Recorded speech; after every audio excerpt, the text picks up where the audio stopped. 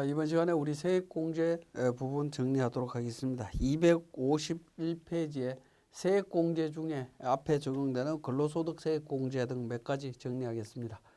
자, 근로소득세액공제에 관련되는 부분인데요. 산출세액이 130만 원 이하일 때 산출세액의 55%를 세액공제해 줍니다. 130만 원 초과일 때는 71만 5천 원에 초과 금액의 30% 적용합니다. 자, 세액공제 한도는 총급여가 3,300만 원 이하일 때 74만 원까지 세액공제를 적용받을 수가 있고요. 자, 총급여가 3,300만 원 초과 7천만 원 이하일 때는 최대 66만 원까지 적용이 됩니다. 그리고 7천만 원 초과할 때는 최대 세액공제 50만 원까지 적용이 된다라고 보시면 됩니다. 급여 수준에 따라서 세액공제가 적용이 된다. 자, 이러한 세액공제는 근로소득 산출세액이 있으면 무조건 적용이 됩니다. 물론 간면이 있는 경우에는 간면세액을 차감하고 난 후에 세액 갖고 적용을 하긴 합니다만 어쨌든 근로소득 산출세액이 있으면 무조건 적용이 된다. 급여 수준에 따라서 차별은 있지만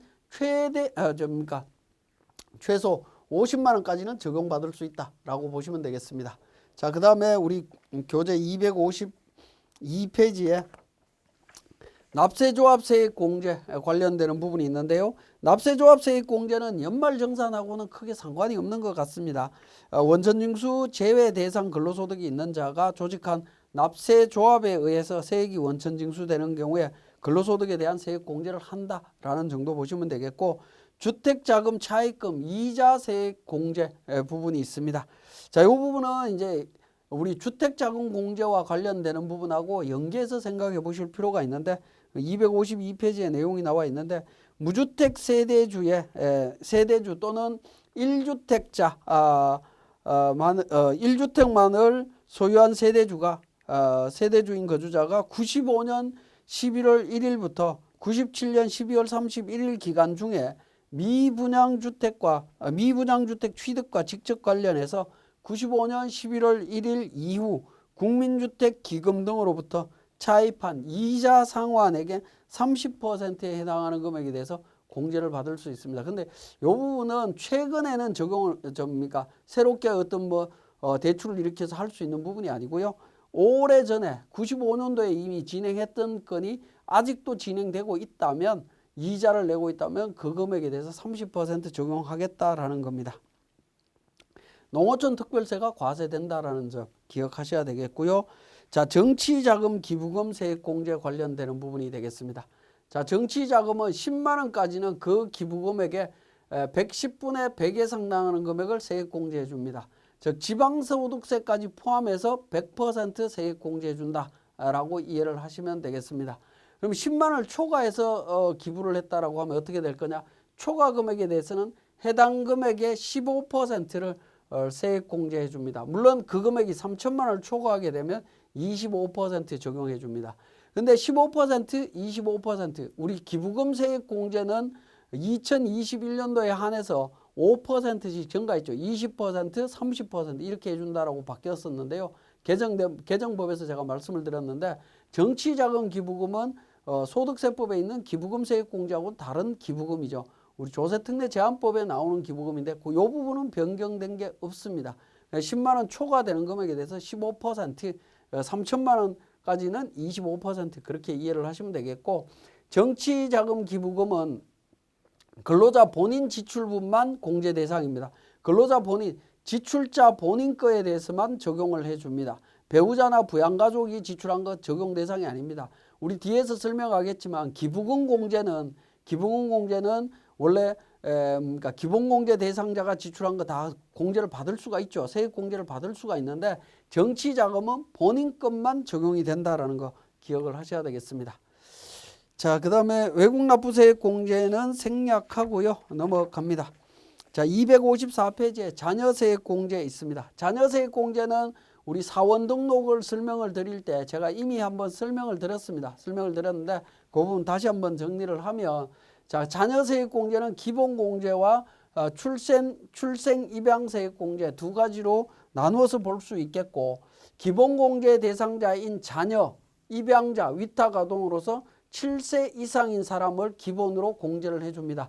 한 사람일 때 연 15만 원, 2명이면 30만 원, 3명 이상이면 30만 원 플러스 초과 1명당 연 30만 원 적용을 받을 수 있다라고 보시면 되겠습니다. 자, 출생 입양세액 공제는 해당 과세 기간에 출생이나 입양한 자녀가 있다라고 하면 그 자녀가 첫째, 둘째, 셋째냐에 따라서 첫째는 30만 원, 둘째는 50만 원, 셋째는 70만 원이 되겠습니다. 그럼 만약에 올해 결혼을 해갖고, 그러니까 작년에 결혼을 해서 올해 자녀를 쌍둥이를 출산했다라고 하면 기본공제 대상은 자녀가 2명이긴 하지만 7세 이상인 사람만 대상으로 하기 때문에 올해는 적용을 못 받겠죠. 그렇지만 출생 입양세액 공제 올해 같은 경우에는 2명이 태어났죠. 2명이 태어났을 때 둘 중에 한 명은 첫째가 될 거고요. 그 다음에 둘째가 되겠죠. 그러면 30만 원, 50만 원 해서 총 80만 원의 세액 공제를 받을 수 있다. 그런 의미로 이해를 하시면 되겠습니다. 자, 자녀세액 공제에 대해서 장애인과 관련되는 부분을 좀 정리를 해보면 자녀 입양자 위탁 아동과 관련되는 부분이 되겠습니다. 요 자녀들하고 그 외에 직계 비속과 관련되는 부분 구분을 해보면 자녀라고 하는 부분은 아들, 딸만 이야기를 합니다. 손자, 손녀, 외손자, 외손녀 이런 부분들은 직계 비속에 들어가는 부분이죠. 그걸 구분해서 보면 장애인인 경우에는 장애인이 아닌 경우에는 기본공제 대상자가 되려면 소득금액 요건, 생계 요건, 나이 요건을 전부 다 충족해야 됩니다. 나이가 20세 이하로 되어 있죠. 그때 들어가기만 하면 여기에 해당이 되면 7세 이상 20세 이하에 들어가면 자녀세액 공제를 적용받을 수 있다라는 겁니다. 근데 장애인인 경우에는 소득금액이 충족되고 생계가 충족됐다 하더라도 연령이 20세 이하라고 하는 제한이 없습니다. 기본공제 대상자의 경우에는 20세 이하라는 연령의 제한이 있지만 장애인은 소득금액 생계 요건만 갖춰지면 나이에 제한이 없다라는 겁니다. 그죠? 나이에 제한이 없기 때문에 공제가 될 수 있습니다.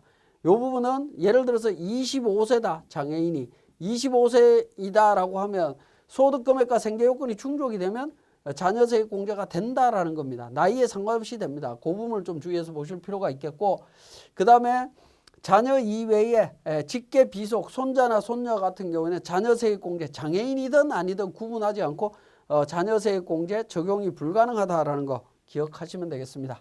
그래서 기본공제 대상 자녀라고 할 때 개념을 보면 종합소득이 있는 거주자의 기본공제 대상자인 손자, 손녀는 자녀세액 공제 대상 자녀에 해당되지 않는다. 자녀하고 직계 비속하고는 다르다라는 걸 명확하게 이야기를 했습니다. 자녀를 기본공제 대상자로 공제받는 거주자가 자녀세액 공제를 받을 수 있는 거다. 기본공제 받은 사람이 자녀세액 공제를 받는 거다라는 겁니다. 이 부분을 아버지가 자녀세액 공제를 받고 아버지가 기본공제 대상자로 자녀를 신청을 하고 어머니가 자녀세액 공제 신청할 수 있냐 이렇게 따로따로 할 수 있냐라는 거 따로따로 할 수 없습니다. 따로따로 할 수 없다라는 거 명확하게 정리를 했고요. 자, 사례를 한번 보도록 하겠습니다. 현재 2자녀 14세와 6세 자녀가 있는 사람이 21년에 쌍둥이로 셋째, 넷째를 출산했을 때 자녀세액 공제 어떻게 되느냐라는 부분인데, 자, 한번 생각해 보시면 자녀세액 공제의 기본 공제가 있죠. 자, 7세 이상 20세 이하입니다. 장애인이 아닐 때는 7세 이상 20세 이하 한 명 있죠. 한 명이 있기 때문에 한 명에 대해서는 얼마죠? 30만 원 공제가 됩니다. 기본 30만 원이 공제가 되는 거고요. 그 다음에 쌍둥이 자녀 셋째, 넷째는 공제 대상이 아니죠. 공제 대상, 자, 한 명이 있을 때 참 30만 원이 아니라 15만 원이 공제가 되죠. 제가 착각했습니다. 15만 원 공제가 되는 거고요. 자, 쌍둥이 출산했죠. 이 자녀 셋째, 넷째 자녀는 7세 이하 자녀입니다. 그죠? 7세 이하이기 때문에 기본 공제는 적용이 될 수가 없고요. 출산 입양 공제 쪽으로 들어갑니다. 출산 입양 공제 쪽으로 들어가면 네 자녀가 있는데 올해 2자녀가 태어났죠. 앞에 2자녀가 있었고요. 그러면 첫째, 둘째, 셋째, 넷째입니다. 그죠? 셋째, 넷째. 그러니까 그 출산 입양은 첫째, 둘째, 셋째인데 셋째에 해당이 되죠. 둘 다가 셋째 이상에 해당이 되기 때문에 연 70만 원씩 공제가 됩니다. 그러면 두 사람이니까 140만 원 공제가 되고 140만 원 플러스 15만 원 하게 되면 155만 원을 공제받을 수 있다. 이렇게 되는 부분입니다. 출산 입양세액 공제의 적용 순서를 보면 소득세법에 따른 출산 입양 신고한 공제 대상 자녀에 대한 세액 공제를 적용하는 경우에 나이 순서와 상관없이 사망한 자녀를 포함해서 출산 입양 신고한 순서를 기준으로 적용을 한다라는 겁니다. 자, 예를 들어서 자녀의 나이가 A라는 자녀의 나이 35세, B라는 자녀의 나이 23세, C 자녀 그러니까 18살, D 자녀 출산 뭐 이렇게 뭐 가능한지는 모르겠습니다. 아니면 입양 뭐 이렇게 가정을 한다라고 했을 때 이 출산 입양한 이 자녀가 몇째 자녀냐라는 겁니다. 위에서부터 순서대로 따지시면 됩니다. 넷째 자녀죠. 네 번째 자녀에 해당이 된다라는 겁니다. 그리고 또 예를 들어서 두 번째 자녀가 불의의 사고로 사망했다라고 하면 자, 이 경우에 D 자녀는 어떻게 되느냐? 넷째 자녀냐라는 건데 사망한 자녀도 자녀 순서에는 포함을 합니다. 그래서 첫째, 둘째, 셋째, 넷째라고 해서 네 번째 자녀로 봐서 세액 공제를 적용받을 수 있다. 그렇게 이해를 하시면 되겠습니다. 자, 연금계좌 세액 공제 관련되는 부분 255페이지의 내용이 나옵니다. 자, 연금계좌 납입액의 범위를 보면 연금저축 납입액, 그 다음에 퇴직연금 납입액, DB형 제외합니다. 개인종합자산관리계좌에 계약이 만료되고 해당 계좌의 잔액의 전부 또는 일부를 연금계좌로 납입한 경우에 그 납입한 금액, 전환금액이라고 이야기합니다. 그 다음에 연금계좌 납입 의제 금액이 되겠는데요. 연금계좌 납입 의제 금액은 뭘 말하는 거냐 하면 이런 부분들입니다. 연금저축 세액공제를 적용 신청을 했는데 예를 들어서 제가 100만 원 납입했고 15% 세액공제가 적용이 됩니다. 15% 세액공제가 적용이 되는데 그러면 15만 원 세액공제가 되겠죠. 근데 다른 세액공제로 다 공제를 하고 나니까 연금저축 세액공제는 아예 산출세액 근처도 못 가봤다라는 겁니다. 그런 경우에 어떻게 될 거냐? 당연히 공제를 못 받겠죠. 이런 상황이 2020년도에 있었다라는 겁니다. 그런 경우에는 연금저축 세액공제가 배제가 됐을 겁니다. 그걸 2021년도에 와갖고 그러니까 연금저축 사업자한테 이 부분에 대해서 내가 올해 납입한 것처럼 의제해달라고 요청을 하면 올해 납입한 걸로 해서 세액공제 적용을 해주겠다라는 겁니다. 연금계좌 납입 의제 금액 그런 의미입니다. 자, 여기서 세액공제 적용과 관련해서 퇴직연금 부분을 한번 정리를 해보면 퇴직연금은 DC, DB, IRP로 이렇게 세 가지로 구분을 할 수가 있습니다. DC형 연금인 경우에는 어쨌든 DC, DB, IRP 같은 경우에 퇴직연금은 기본적으로 누가 납입하냐 하면 기업이 납입해 줍니다. 퇴직금 상당액을 기업이 납입한다라는 거죠. 기업이 회사가 납입하는 부분에 대해서는 세액공제를 적용받을 수가 없습니다. 세액공제 기본적으로 안 됩니다. 이건 당연히 안 되는 부분이고요. 그게 아니라 세액공제가 적용받는 부분은 근로자 본인이 추가로 납입하는 겁니다. 근로자 본인이 추가로 납입을 한다라고 하면 이 추가로 납입하는 금액에 대해서 세액공제를 해주겠다라는 겁니다. 그러면 퇴직연금 중에 추가 납입이 가능한 연금 상품이 있겠죠. 그 연금 상품은 가능하겠지만 추가 납입이 불가능한 경우에는 그러니까 세액공제를 적용 못 받습니다. 추가 납입이 불가능한 게 확정급여형 연금입니다. DB형 연금은 추가 납입이 불가능하다. 그래서 세액공제를 적용할 수 없다라는 겁니다. 근데 확정기여형과 퇴직연금, 개인형 퇴직연금 IRP 관련되는 부분은 세액공제가 가능합니다. 그래서 근로자 본인이 추가로 납입한 게 있다면 그 부분에 대해서는 세액공제 받을 수 있다라고 보시면 되겠습니다. 세액공제 및 한도와 관련되는 부분을 보면 50세 미만 또는 금융소득이 2천만 원 초과하는 경우입니다. 50세 미만이거나 금융소득이 50세 이상인데도 불구하고 또는 그러니까 50세 이하라 하더라도 금융소득이 2천만 원 초과하는 경우에 어떻게 될 거냐 하는 부분인데요.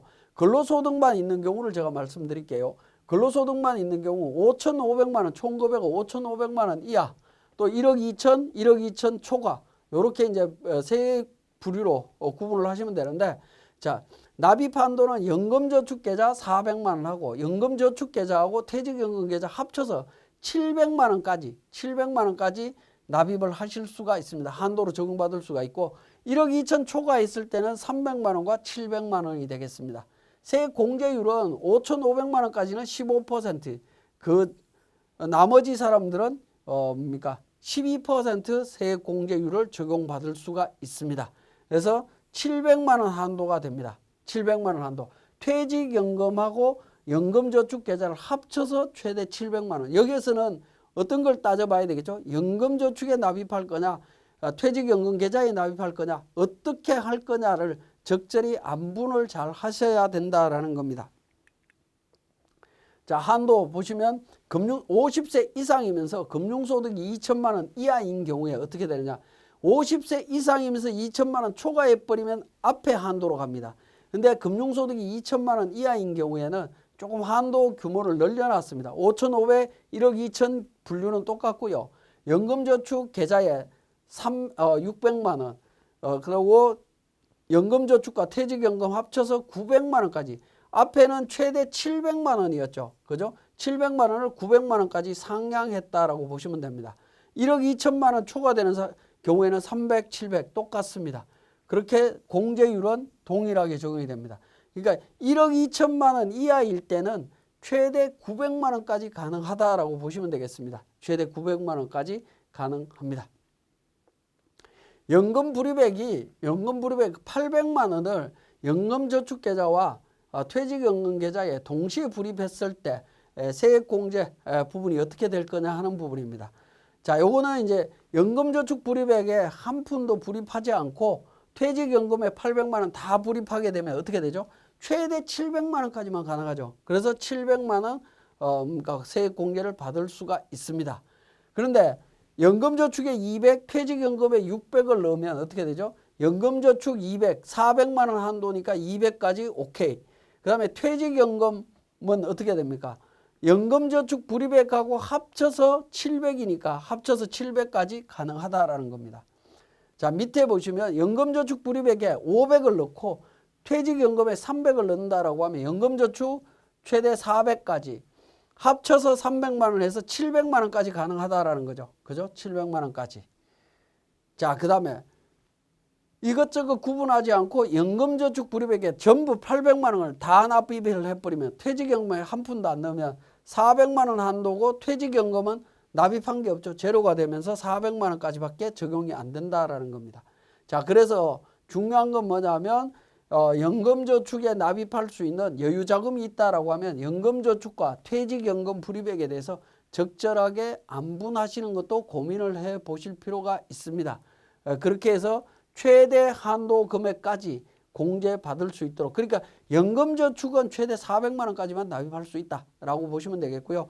그리고 여기서 또 한 가지 고민하셔야 되는 거는 만약에 여러분들이 연금저축을 가입을 하신다라고 할 때 연금저축을 한 달에 40만 원씩 여유자금이 있어서 연금저축 가입하신다라고 하면 연금저축 가입하시는 방법도 한 계좌에 한 구자에 40만 원을 그냥 매달 납입하는 방법도 있겠지만 그건 좀 위험한 방법입니다.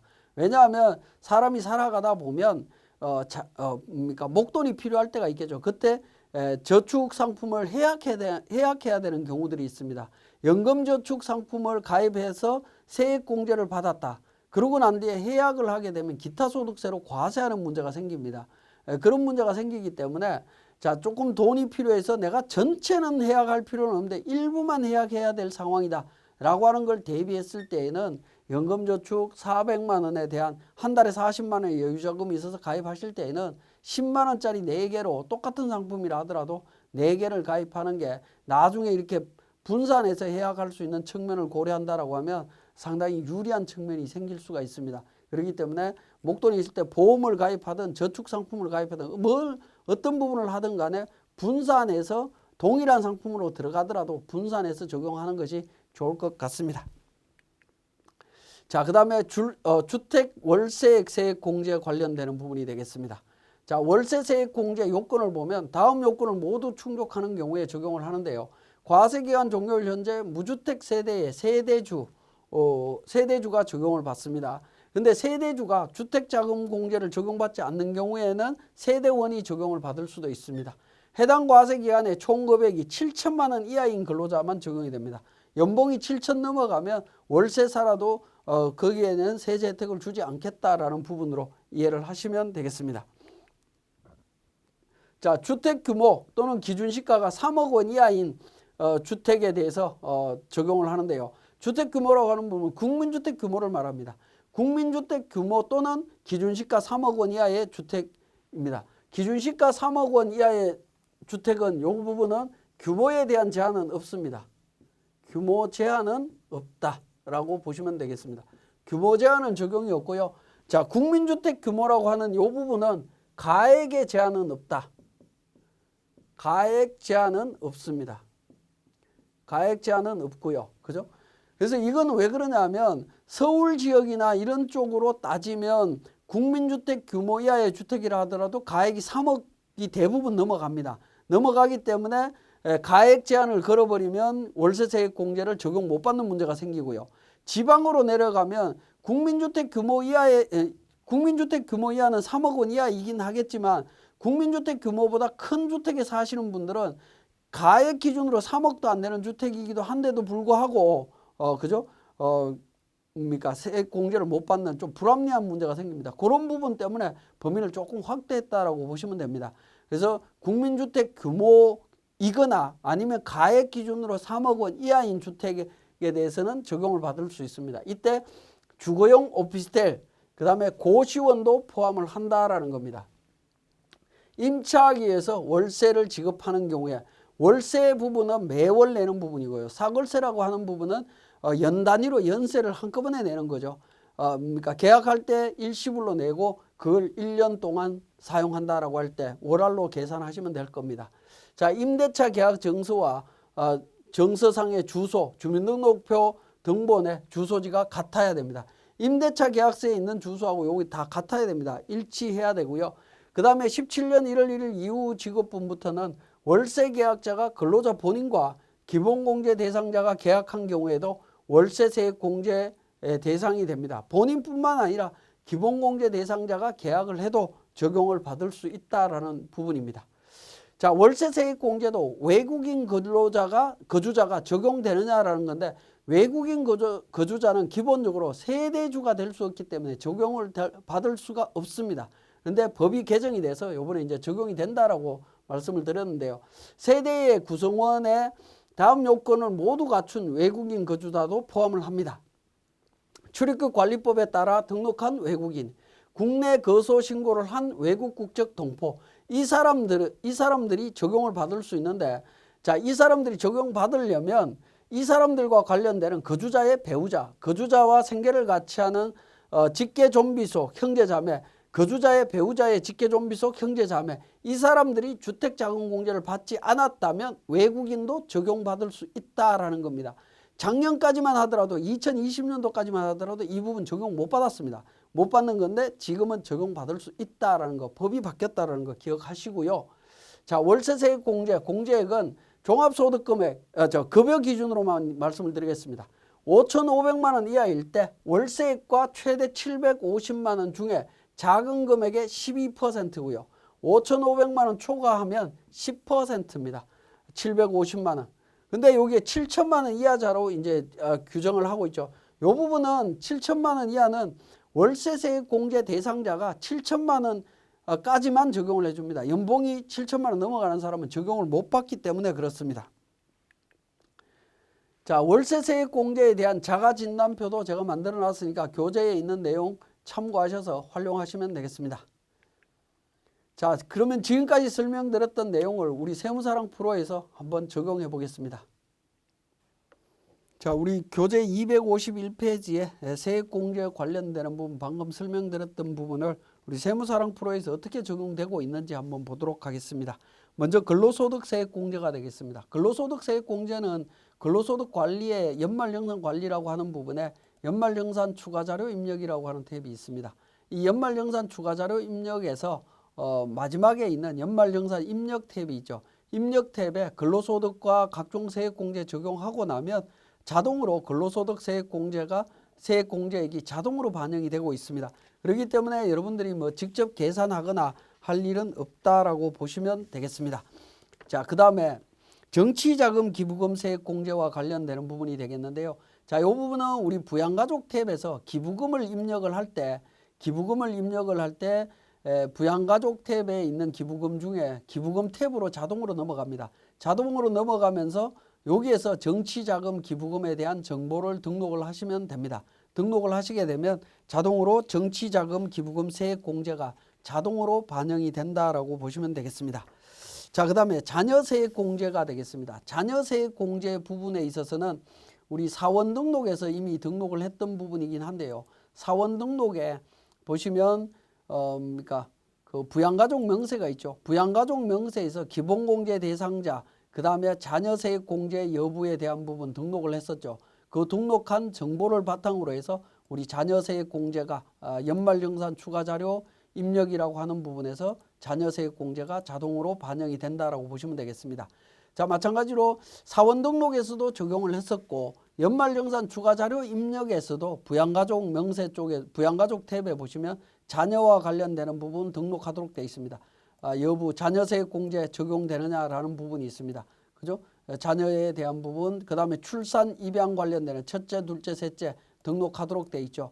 자, 이렇게 이제 등록을 하게 되면 자녀세액공제에 자동으로 반영이 됩니다.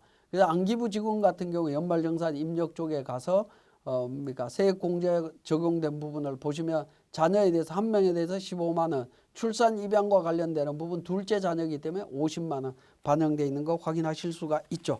자, 그 다음에 연금저축세액공제 관련되는 부분은 우리 그러니까 연말정산 추가자료 입력이라고 하는 부분에 연금저축 등에 대한 부분에 가시면 개인연금저축과 연금저축 납입액에 대한 정보를 입력하게 되면 자동으로 세액공제가 이루어지고 있습니다.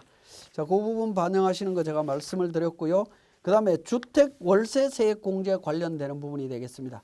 자, 주택월세세액공제 관련되는 부분은 우리 중간에 보시면 마지막에 보시면 월세주택 임차 관련되는 부분이 있죠.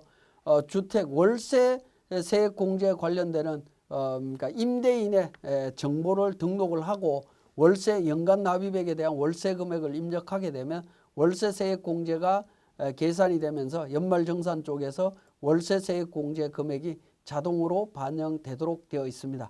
물론 이제 속리산 직원 같은 경우에는 월세 세액공제가 적용이 안 되더라도 그러니까 추가 납부할 세액이 없는 상태가 되기 때문에 감면을 다 받았기 때문에 적용이 되지는 않습니다만은 어쨌든 월세 세액공제까지 이렇게 우리 연말정산 쪽에서 적용을 할 수 있습니다. 지금까지 설명드렸던 내용들은 뒤에 사례를 통해서 더 자세하게 설명을 드릴 거고요. 지금 이렇게 설명드리는 것은 각 항목별로 우리 세무사랑 프로에서 어떻게 적용되는지 하는 부분을 위치가 어디에 있는지 하는 부분을 말씀드리기 위해서 간략하게 말씀드렸고 교육 마치겠습니다.